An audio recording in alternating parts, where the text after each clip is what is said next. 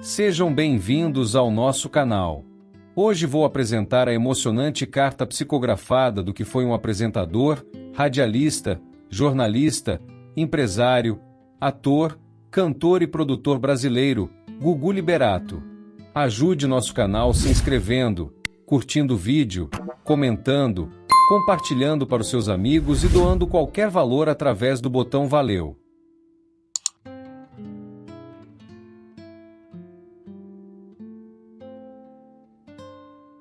Eu me recordo com clareza, como se tudo tivesse acontecido ontem.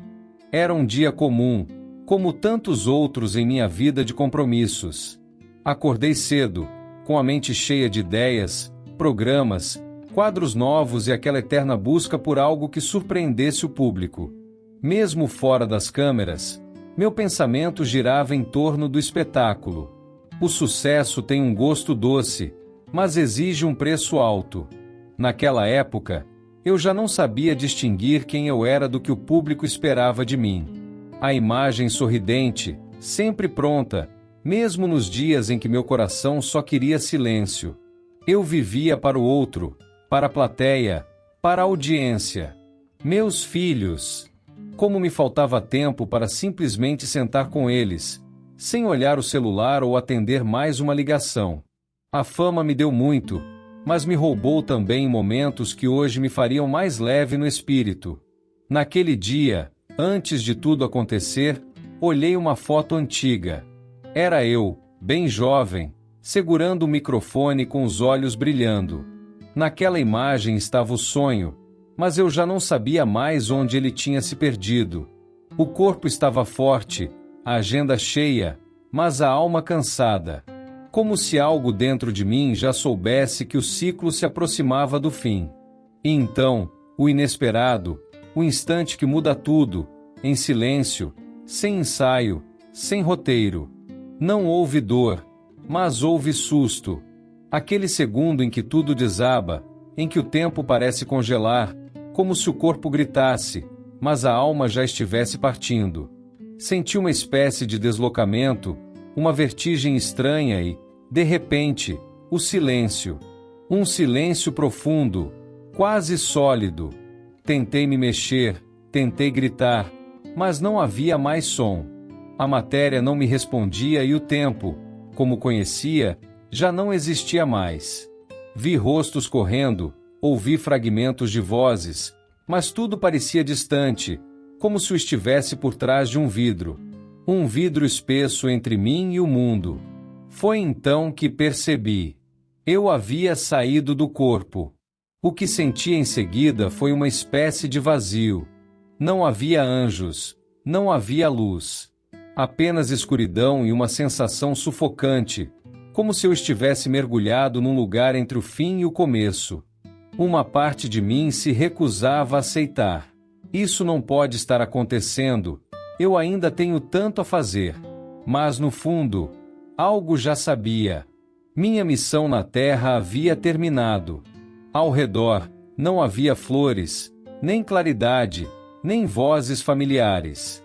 Apenas sombras e memórias que se repetiam, como um filme quebrado. Trechos de programas, aplausos, o som do auditório. Mas tudo soava falso agora.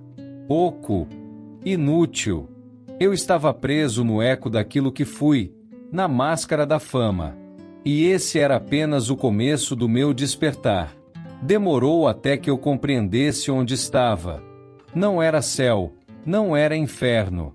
Era um lugar que refletia exatamente o que eu carregava por dentro. Uma espécie de sala escura da alma, onde tudo que eu cultivei em vida agora se projetava ao meu redor. Eram telas, muitas telas, como vitrines flutuantes. Nelas passavam trechos dos meus programas, entrevistas, momentos de consagração, prêmios, capas de revistas. Mas não havia alegria ali. Havia peso, cansaço, um vazio que ecoava nas entrelinhas da fama. Por vezes ouvi aplausos, mas pareciam zombar. Vi vultos sorridentes que se aproximavam como fãs, mas seus olhos eram ocos e seus abraços gelados. Alguns me pediam, autografa para mim, Me chama ao palco de novo. E quando eu tentava responder, eles desapareciam como fumaça.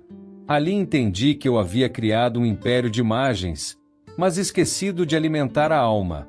Fiquei preso nesse ciclo por um tempo que não sei medir. Não havia relógio, só o peso do que não foi dito, do que não foi vivido com verdade. Tantas vezes eu quis gritar: eu sou mais do que isso, eu sou um espírito, eu quero sair daqui. Mas não era tão simples. Para sair daquele umbral, eu precisava aceitar. Aceitar que a fama havia se tornado meu vício. Aceitar que a admiração me embriagava. Aceitar que o medo do esquecimento me afastou da simplicidade. E o umbral para mim foi feito de holofotes que nunca se apagavam. Foi quando já não tinha mais forças. Quando a exaustão me calou até os pensamentos, que vi pela primeira vez um brilho diferente naquele lugar sombrio. Era como uma chama suave caminhando em minha direção. E junto dela, uma presença que não me cobrava, não me aplaudia, apenas me olhava com compaixão. Ele se chamava Otávio, um espírito sereno com olhar firme e ao mesmo tempo amoroso. Sentou-se ao meu lado e me disse com voz pausada: "Você construiu muito na terra, mas agora é hora de construir dentro." Eu chorei como há muito não fazia.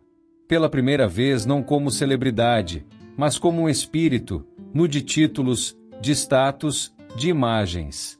Otávio me ajudou a enxergar o que eu não via. Ele me mostrou os momentos em que, mesmo rodeado por multidões, eu me sentia só. Revelou quantas vezes escondi minha dor atrás de um sorriso ensaiado. E como a fama, quando alimentada pelo ego, pode se tornar um cárcere brilhante, mas ainda assim cárcere. Você confundiu ser amado com ser aplaudido. Ele me disse. Essas palavras me atravessaram como espelhos quebrando. Fui acolhido por uma equipe espiritual dedicada aos que se perderam em suas próprias imagens. Espíritos que cuidam dos que viveram para o palco e esqueceram da plateia interna, a alma. Aos poucos fui sendo conduzido a um outro ambiente, mais leve, mais claro. Uma espécie de clínica espiritual para artistas desencarnados. Lá ouvi histórias semelhantes à minha. E entendi que o brilho verdadeiro começa quando apagamos os refletores. Hoje, caminho entre almas em recuperação. Participo de grupos de apoio no plano espiritual, onde artistas, músicos, apresentadores, escritores, todos nós, despidos de fama, aprendemos a nos reconhecer como simples aprendizes da luz. Meu trabalho agora é outro. Falo com jovens espíritos que chegam ainda confusos, sedentos de aplausos que não existem mais. Ajudo-os a se reencontrarem com o que tem de mais puro, sua essência. Aprendi que a fama, quando vem sem humildade, pode nos afastar do propósito. Mas também entendi que nenhum erro é definitivo e que sempre há tempo, mesmo depois do tempo. A saudade dos meus filhos ainda me toca fundo. E quero que saibam, eu os amei mais do que fui capaz de demonstrar. Se em algum momento falhei como pai, foi tentando ser demais para o mundo e de menos em casa. Aos fãs agradeço, não pelo amor à imagem, mas pelas orações sinceras, pelos pensamentos de luz que me ajudaram a sair da prisão invisível onde me encontrava. Se posso deixar um conselho, é este: não esperem o silêncio da morte para ouvirem sua alma. Não sacrifiquem seus afetos pelo culto à aparência, e não confundam reconhecimento com valor.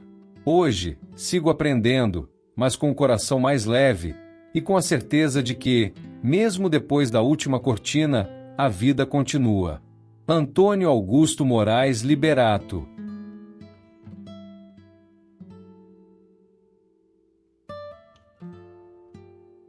Se você gostou de nosso vídeo, não se esqueça de se inscrever, curtir o vídeo, comentar e compartilhar para os seus amigos.